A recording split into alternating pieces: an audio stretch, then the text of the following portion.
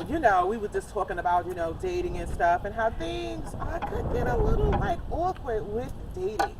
So during our little break, me and Shireen started going into this topic. It was hot and furious. But I'm not gonna tell you who said what happened. But what I am gonna say is that what do you do if you are a Christian woman? What do you consider dating? That was one of our questions. What do you consider dating? Do you consider dating multiple people? Or do you consider dating just one person? So if you started dating one person, do you take the time to get to know the person? Or do you go on a date? So what is dating? Is it dating and sleeping with the person? Or is it date and then go to dinner and then you just have a conversation? Right? So there is different ways to date, right? Right. So my thing was, if I'm dating multiple people, how am I getting to know the other person? These are things that I think about every day. These are like my inner thoughts. So if I'm dating a guy, right, and he seems to be everything I think I want, but I'm on this site and this guy looks like the type of guy that I like too. So I'm gonna go to dinner with him and I'm gonna get to know him. Do I forget about the other guy? Or do I continue to date these two guys? But one I'm sleeping with, but one I'm not. So am I wrong? Shireen, what do you think? That's the setup. So I started this with I don't know how to date. Like so she always says she doesn't know how to date. I don't, because if I like you, like let's go with your scenario, right? You meet someone, you start dating them, you like them. Like when I like somebody, then they're getting my attention. Like when I was a young person, yes, I dated multiple people, I did my thing, but at some point in my life, I said that if I can't get everything I need in that one person, then I won't be with them. And the other thing I said, what I discovered about myself is when I was dating a lot of people, like you just said, my focus was everywhere. And don't get it twisted when we say a lot of people, it'd be like two, maybe when I was young, I'm not talking about myself. I'm just saying, right? I was young, I was living. But the point what I'm saying is that when I discovered that when I was dating too many people, I wasn't really getting to know any one particular person. Because you were just having fun. Right. Right. So for me, my focus needs to be like one at a time. But then I get invested, and I'm spending my time and my energy, and then they be on some BS, and then they don't want to, so and then I'm mad. So, okay, and I totally get that. Like, that's real talk right there, because a lot of people experience that. Do you invest time and energy? Is it wrong? Should it be a limit? Should you tell yourself that, all right, I've been dating him for 3 weeks. I think there should be a self-evaluation. I think you should evaluate your relationship with that person and have a communication with them, a conversation saying, hey, where are we going? Now, the reason why I say that, I dated someone for 4 years.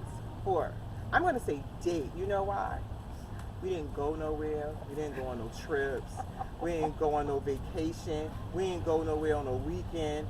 We didn't do anything. What we did do is have a lot of fun in the bedroom. So towards the end of the relationship, I got flowers and chocolate and but I was like, I'm not even interested anymore. I don't even want to invest the time, because I felt emotionally that person was not there for me, and I dumped on myself because I invested years in something that didn't go anywhere. This person took vacations alone, and I wasn't included in the vacation. Half the time I didn't even know they were going on vacation. I got I'm going on a vacation. So, is that really your boyfriend? No. Fake boyfriend. Oh. So, on top of that, it made me realize I'm doing something wrong. I committed time, energy, and that person just was not there for me. you know. And you know, you had your friends, like, you know, my girl over here, she like fake boyfriend. And it's true. To him, I'm your boyfriend. Yeah, because you like having a good time with me. You like to have, we have a good time. But on the flip note, I'm loyal. I'm there. When you got a problem, I'm there for you. And if you watch this video, you'll understand where I'm coming from. But you know, hey, it is what it is. But on top of that, what I learned from myself was I need, I want now to be in a relationship. I want to get married one day. And it took me to realize 4 years in a relationship and nothing happened. I want to go on trips. My kids are grown. My daughter's 27. My son is 22, and I have a 17-year-old. Before you know it, he'll be 18. Everyone will be grown. I'm going to be single. I don't want to be single. I want to go on vacation. I want to spend time, quality time with whoever I love and who I want to be with. But I really want to find a person that will be able to, like, be able to provide, take care of you, love you, make you feel good. That's a great thing, but they need to be a provider too. You know, everybody has to be equally yoked, you know. During a sermon, when it came down to dating, my pastor brought up that you shouldn't date multiple people. Because what happens is you dating multiple people and it becomes confusing for you and them. And it's hard to balance out if your relationship, if you're gonna be in a relationship with that person, it's not giving that person time to show you what they have. But communication is the key. And you should give yourself a timing of, by this time we should be doing this. By that time we should be doing this. On this level, we should be at this level at this time. And I think that works, you know, and I'm learning to do that now. And I'm learning to communicate. That's hard. That is very hard. Because when you're bitter, or when you just feel stuck, or you feel like that person is not listening, it's best for you to say, you know what, let me do this talking because I don't want to be in this thing for a long time. Like, I don't want to do this. I'm ready to move on to the next person. So you need to say, listen, are we going to take a vacation? If we're not planning this vacation in your mind, mental thought, if we're not planning a vacation within the next couple of months, and I already said that, that person is ignoring me. I need to be moving forward with someone that's going to take a vacation, that's going to book a vacation and say, hey, when are you on, can you put in this time? Can you do this? That's how you do stuff. Because it's selfish if you just booked your vacation because you felt like you needed time for yourself, but you telling the person you love them. So, or you telling the person, I really like you, I want to spend time with you, I want to get to know you. The best time to get to know a person is take a trip. Take a trip. You get your space together, y'all do something together, y'all talk, you plan that whole weekend out. It helps you get to know that person and what that person is about. That's what I'm desiring. That's what I'm desiring now, because I know that was something that was missing in my relationship. I didn't get that. I felt gypped, you know. So I ended up not wanting to be bothered, and everything that person was saying to me ended up being like in one ear and out the other. Do you spread that onto your next relationship? My advice, don't take your baggage to the next relationship, because that was something that my pastor had brought up too.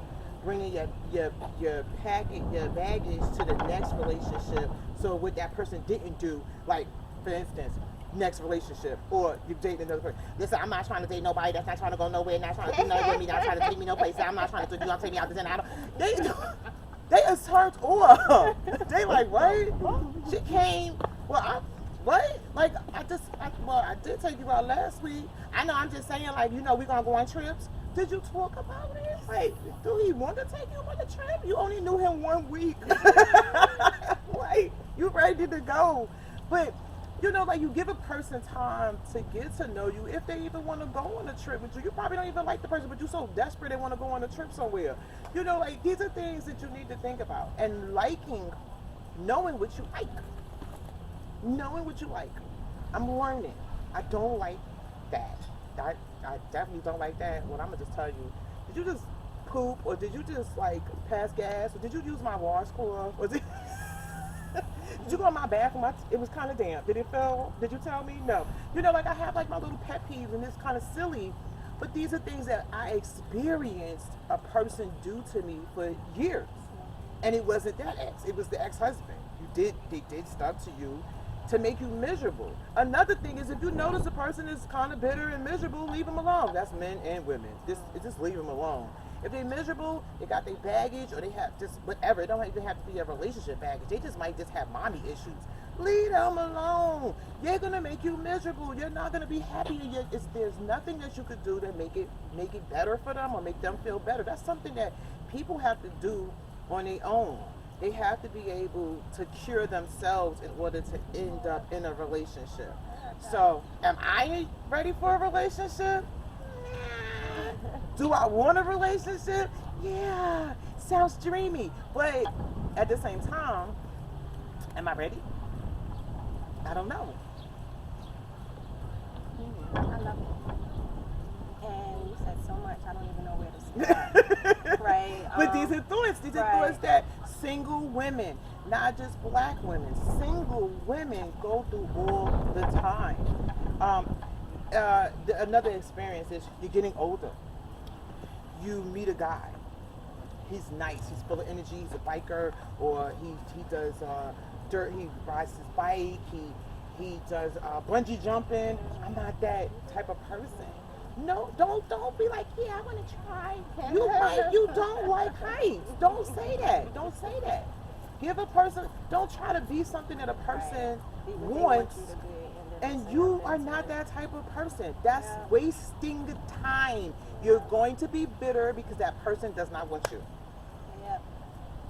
Don't do that. I see a lot of people do things just like that. They be things that a person wants, but that's not who they are. They could be a plain Jane. They don't wear makeup. They don't wear heels. They wear flats. They have natural hair. They wear wigs. I'm a little mixture. I do wigs. Today I got extensions. Yeah, you know, I could be natural. I could do curly. I could do straight. It's whatever I feel like it. Or whatever I feel like. But it's a journey. Whenever you're ready. It's a journey. Yeah. So I am ready. Like I heard you talk about like are you really ready? Right? And so I'm an only child. I'm used to being by myself. She is really the only child. She acts like the only child person. Right? So I can be in spaces by myself, right? And so I have to put myself out there. If not, I could just kind of just go about life doing whatever it is that I'm doing by myself. And when I discovered, in the past couple of years that I want to be in a relationship, that I don't know if it's about being ready, right? I want a relationship, and nothing's easy. Everything, you got to work. And I don't know how to say it best, but what I'm saying is that whatever my issues are about relationships is not going to get worked out with me being by myself. No. I have to actually be in a relationship to really discover what those issues are and work them out inside of that relationship. So that's why I said communication is important, right? Because nobody's perfect. You're not going to love everything about anybody. It's always going to be something, but if you're communicating about it, that's when you discover, is this something I can really be with? Is this something that I'm willing to compromise on or not? But if I'm just over here being in I'm not ready, I don't know if I'm ready, then I'm never going to really have what I want. Like, you got to take the action and then see what happens inside of taking that action. So I am ready. And I'm ready to communicate and being connected, but I don't want to do all of the work either. No. I don't want to be the only one communicating. I don't want to be the only one who wants this. I don't. And then Pastor said, like, baggage. Like, don't bring one baggage into, baggage from the old one into the other one. So I agree with that. But so I do feel in like between. sometimes you have to let that person know I got this luggage. Like, what's going on with you? Right. So that all is in communication. You do like, need I to went tell through the person this. because it leaves them open to say, yo, I got a couple of things in my suitcase too that I need to unload. Let's see if we got a matching set. Right. Because then you can know if you're going to be able to compromise with that person, because you know that that's an issue. I got mommy issues. I don't communicate with my mom. I got daddy problems.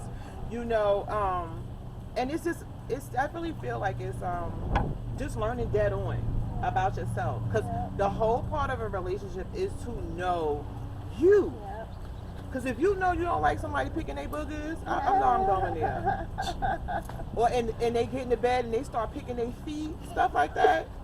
You don't want residue of like corn juice. But just communicate that. Right. Like when they picking their boogers, be like, here's some tissue. You want some tissue, boo? That's it. Hey, babe. When you picking your toes, can you not do that here? Can I'm you gonna do leave a that over box there? of tissue. He's coming over tonight. I'm gonna give him a box of tissue. He'll be able to blow his nose, pick his boogers, put his boogers in there, and some hand sanitizer. Cause I don't want his booger on me. That's it. Or, I love that. And I know it sounds so stupid, right? It sounds dumb, but these are things that people go through in their relationships. This is what breaks up relationships. Dead serious. People are like, you know, he's gross, he's nasty. Picking his feet, you know, I'm like, he just took a shower, so why he get in the bed and pick his feet? I'm raising my hand. I interject. That's not what breaks a relationship, is that people don't communicate about those little nuances, right? Because the same thing, you know, we might have something about picking boogers in their feet. They may have something about us. Always in the mirror, always with your hair. Ask me 50 billion times, you like this outfit? I'm gonna change. I'm gonna put on this one. I'm gonna tell you what it should be. But they might have the same. They might have their own you know, stuff. I am a pillow lover. I am a pillow. I will hug the pillow and not you. How she know? Because we did a whole Atlantic City trip, and I was on the couch, and I was like, she was attached. I got a pillow. My legs and feet. My bestie was like, really? It was serious. But you know. But you look happy. I was very happy. I was content. Listen. Between that pillow and the damn shower, honey. Honey.